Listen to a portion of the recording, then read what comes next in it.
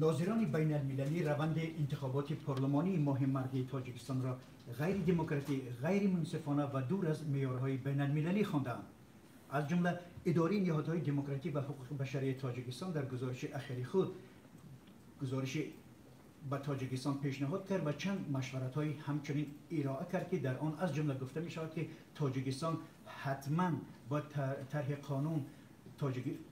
قانون وابسته به انتخابات‌های خود را اصلاح کند و تغییر و علاوه ها وارد کند. از جمله در این مشورت ها گفته می شود که در انتخابات ماه مارس تاجیکستان روند کارزار زیر نظارت شدید ادامه داشت و همچنین به رای دهنده امکان آزاد انتخاب نداده بود. یک از پیشنهادهایی که به نظر ما خیلی جدی می نماید این است که در این انتخابات به ژورنالیست ها و نمایندگان وسایل اخبار عموم فضای آزاد فراهم آورده نشد و از جمله پیشنهاد این سازمان هم همین است. همکارم عبدالله اشرف جریان این انتخابات را نظارت میکرد و چند گزارش آماده کرده بود و از اون میپرسم که وضع چگونه بود. سلام میرزا نبی، متاسفانه خبرنگاران تاجیک امکانیتی آزادانه پوشش دادن کارزار انتخابات را نداشتند. از جمله خبرنگاران رادیو آزادی که در آغاز معرکه انتخابات، معرکه تبلیغاتی پیش از انتخاباتی بسیاری از همکاران ما اکریدیتاسیا و یا پروانه کار نداشتند. از جمله شما هم که نمیتوانستند مثلا گزارش ها آماده کنند از روند معرکه انتخاباتی.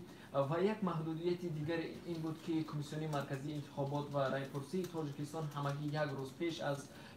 روز انتخابات پارلمانی 1 مارس به یک گروه محدود ژورنالیستان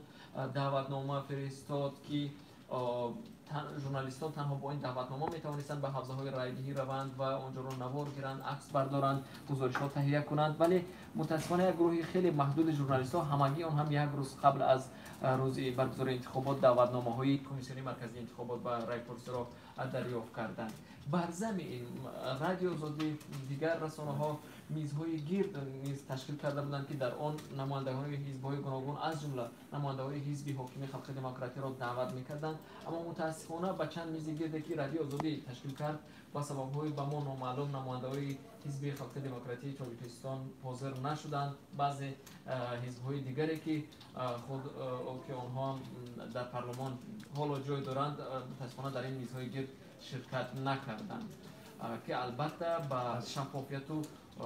بحث و گوناگون اندیشی ضمن نمی‌کند. البته درست است. جریان انتخابات پارلمانی تاجیکستان تنها ناظران SNG گفتند که دموکراتی است، ولی هدف از پیشنهاد این مشورت‌ها از طرف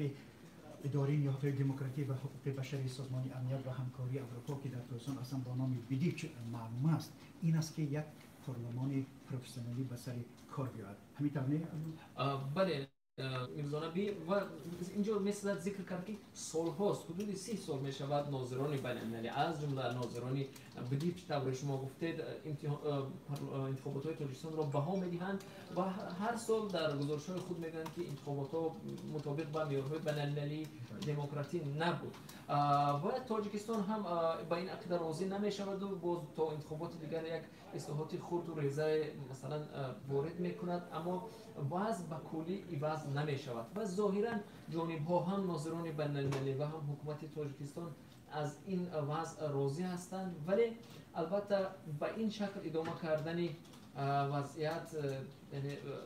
روند دموکراسی کنونی جامعه رو رونق نمی‌بخشد. تشکر. بینندگان عزیز، حالا تاجیکستان در پیش روی یک انتخابات دیگری خیلی مهم، انتخابات پرزیدنتی تاجیکستان قرار دارد و این انتخابات و آمادگی به جریان این انتخابات نشان می‌دهد که تا کجا حکومت تاجیکستان پیشنهادهای این سازمان را به اعتبار گرفته است و مردم با یک باوری و اعتماد سر صندوق‌های رای می‌آیند.